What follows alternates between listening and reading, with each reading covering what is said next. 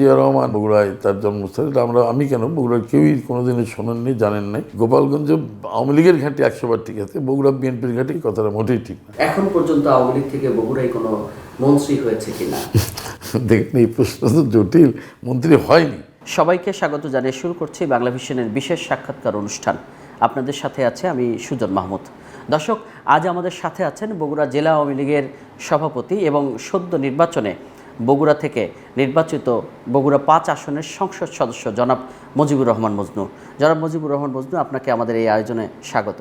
আপনাদেরকে ধন্যবাদ। বগুড়াকে সবাই বিএনপির ঘাঁটি হিসেবে মনে করে, আর আপনি এই বগুড়ার জেলা আওয়ামী লীগের সভাপতি। একই সাথে কিছুদিন আগের যে নির্বাচন অনুষ্ঠিত হয়েছে, এখানে একজন সংসদ সদস্য হিসেবে নির্বাচিত হয়েছেন।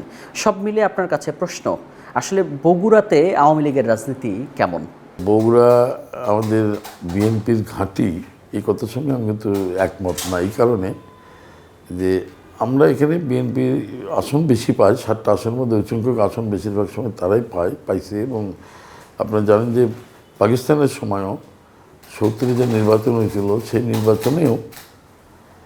নির্বাচনে এখানে জামাতের একটা 7টা আসনে জামাতের একটা আসন ছিল। তো আগের থেকে এখানে যেহেতু নবাব পরিবারের জন্মস্থান ছিল, মোহাম্মদ আলী সাবেক পাকিস্তানের প্রধানমন্ত্রী ছিলেন, সেই কারণে তাদের একটা প্রভাব তো ছিলই। এরপর আবার জিয়া রহমান আসলেন, আসার পরে উনি বগুড়ায় তার জন্মস্থান। এটা আমি কেন, বগুড়ার কেউই কোনোদিনই শোনেননি, জানেন নাই। যে গাবতলী তার নানার বাড়ি ছিলেন, পরবর্তীতে জানা গেল সে জন্মস্থানে যে পরিচয় দিল, সেটাও একটা ব্যাপার। মিলে হয়তো ভোটে আমরা একেবারে জনগণ থেকে বিচ্ছিন্ন হয়ে তা না, কিন্তু আমরা ভোটে হয়তো আসন সব পাই না বা বেশি সংখ্যক পাওয়া যায় না, কিন্তু সে হারের যে পরিমাণ, ভোটের যে সংখ্যা, এটা কিন্তু একেবারে অত্যন্ত সীমিত। মানে 5,000 থেকে 20,000 ভোটে একমাত্র গাবতলী আর বগুড়া সদর বাদ দিয়া বাকি যে 5টা আসনে এখানে কিন্তু গ্যাপটা অত্যন্ত কম, নেগলেক্টেড।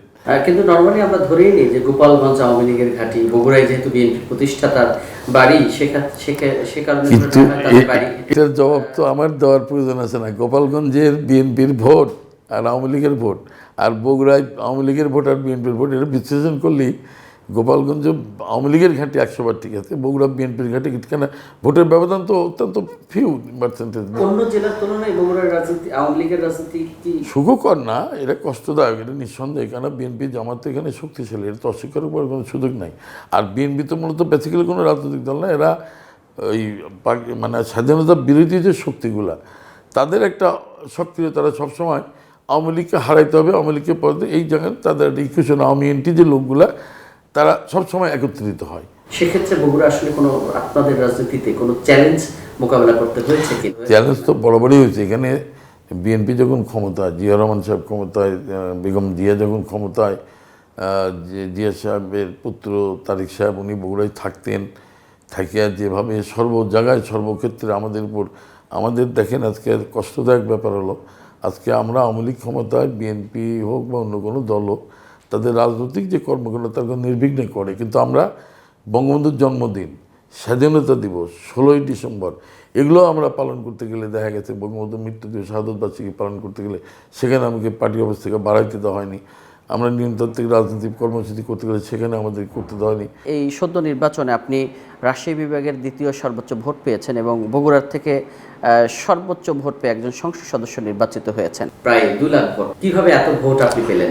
দেখেন, ভোট পাওয়ার বিষয়টা কিন্তু আমি তো আগেই বলছি আমার কথা, যে বিরোধী দলের থেকেও কিন্তু আমি 4বার পৌরসভা নির্বাচিত। সরকার ছিল বিরোধী, স্থানীয় এমপি ছিল বিরোধী। এটা আমি মনে করি কোনো রাজনৈতিক কর্মী যদি মানুষের সাথে সম্পৃক্ততা রাখে আর যদি সেখানে সংগঠন থাকে, তাহলে ভোট পাওয়া বা ভোটের যেতে, এটা আমি মনে করি কঠিন কিছু। বগুড়াবাসীর জন্য কি করতে চান আপনি? আমি মানুষকে আইনের শাসন প্রতিষ্ঠা করতে চাই, মাদক মুক্ত, সন্ত্রাস মুক্ত, দখল চাঁদাবাদ মুক্ত একটা এলাকা হিসেবে আমি এটা দেখতে চাই। এবং বগুড়া জেলার যেহেতু আমি সভাপতি, আমি জেলা মিটিংয়ে এবং যে কোনো জনসমাবেশে কিন্তু এই কথাগুলো আমি সব জায়গায় বলি। অনেকেই মনে করেন যেহেতু বগুড়া বিএনপির ঘাঁটি হিসেবে পরিচিত, এ কারণে আওয়ামী লীগ সরকারের সময়ে বগুড়াতে কোনো উন্নয়ন হয় না।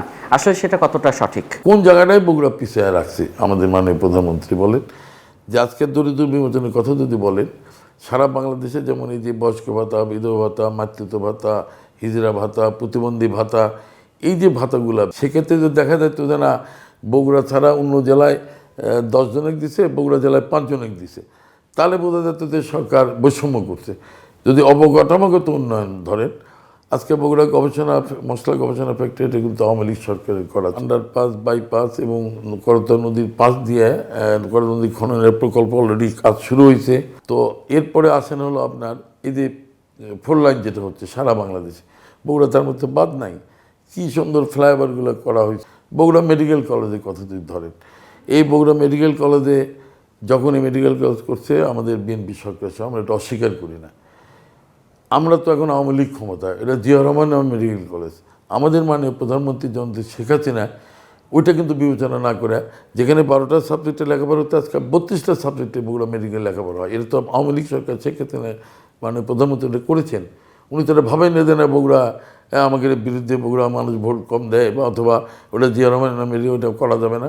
বগুড়াবাসীর দীর্ঘদিনের দাবি যে তাদের এখানে একটা বিশ্ববিদ্যালয় হবে, বিমানবন্দর বা এর পাশাপাশি একটা রেল লাইনের দাবি দীর্ঘদিনের। আসলে বিমানবন্দর বা বিশ্ববিদ্যালয় এতদিন ধরে না হওয়ার পিছনের কারণ কি, অথবা বগুড়াবাসীর জন্য এই উন্নয়নগুলো কবে নাগাদ তারা উপভোগ করতে পারবে? আমাদের পরিকল্পনা চিন্তা ভাবনার মধ্যে ছিল, মানে প্রধানমন্ত্রী তো বিগত সরকারের ক্ষমতায় আসার পরে, মানে 96 সালে, ওই সময় তো বিমানবন্দর করতে সব কিছু করছিলেন। কিন্তু দুর্ভাগ্য হলো পরবর্তীতে বেগম খালেদা রাষ্ট্র ক্ষমতায় আছে, এটাকে আমাদের সেনাবাহিনীকে হস্তান্তর করলো। এই যে জটিলতার বাজে এখন পর্যন্ত বাজে আছে, এটা নিরসনের জন্য মানে প্রধানমন্ত্রীর সঙ্গে কথা বলছি আমি এবং আমার সদরের এমপি, একসঙ্গে আমরা গেছি, আপার কথা বলছি, ওনারা দেখবেন বলে আশ্বস্ত করেছেন আমাকে। আজকে রেলের কিন্তু জমি হুকুম দখলের কাজ হচ্ছে। আর বিশ্ববিদ্যালয়ের কথা বলছিলাম, উনি কিন্তু ওই সময় একটা বঙ্গবন্ধু প্রযুক্তি বিশ্ববিদ্যালয়, এটা তথ্য প্রযুক্তি বিষয়, এটা কিন্তু উনি ভুলে গেছেন এবং সেটা কিন্তু সব কিছু 5টা যেহেতু ইতিমধ্যে আপনার জানেন গেজেট মেজেট সব হয়ে গেছে।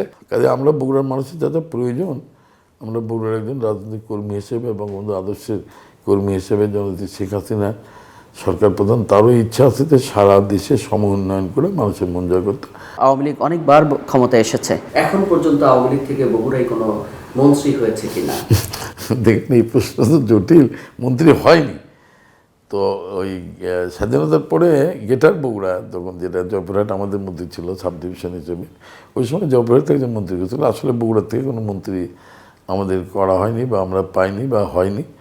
এখন কি কারণে করা হয়নি বা হয়নি এটা তো আমি জবাব দিতে পারবো না। মানে প্রধানমন্ত্রী তার ডিজায়ার, উনি হয়তো মনে করতে পারেন যে আমরা যারা নেতৃত্ব দিই বা এখানে আসলে একটা ব্যাপার কি, আমরা তো আসন সংখ্যা পাইনি, মাত্র 2টা আসন পাইছিলাম আমরা এই যে এর সময়, এই 2008 সালে।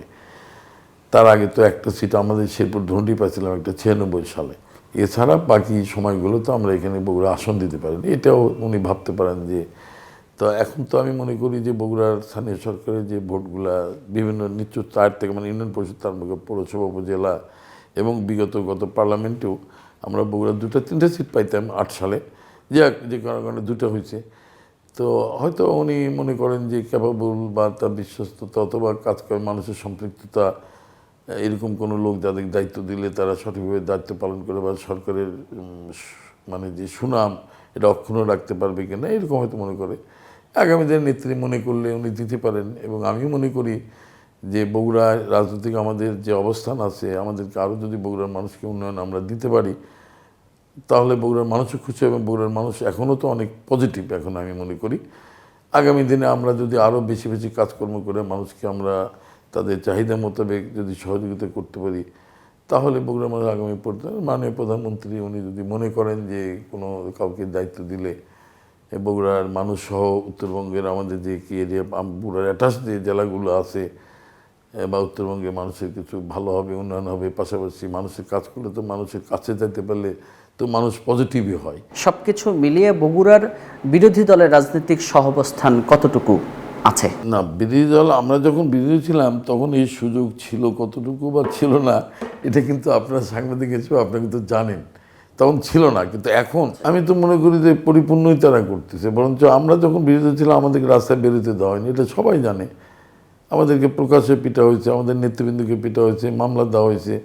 এই পরিবেশ তো বগুড়ায় কোনো মামলাও নেই, কোনো ধাবারও নেই, আমরা কাউকে বন্ধও করি না, নিষেধও করি না। তারা সব কর্মসূচি পালন করে, আমরা তো কোনোদিন বাধা দিই না, পলিটিক্যালি কোনোদিনও বাধা দিইনি, কেউ বলতে পারবেন।